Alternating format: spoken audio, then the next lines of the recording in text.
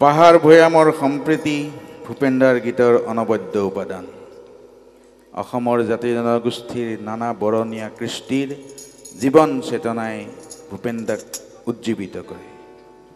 সেয়েহে তেওঁ খাচী চিএমক চেলুলয়ডত বন্দী কৰি খাচীসকল আৰু ভৈয়ামৰ কৃষ্টিক সন্মান জনাই গায়, হে হে ঢোলে ডগৰে, হে হে হে হিয়াৰ উমেৰে, নেদেখা এনা জৰীৰে, হে বান্ধো আমি পাহাৰ শিখৰৰে মহান চিএমক।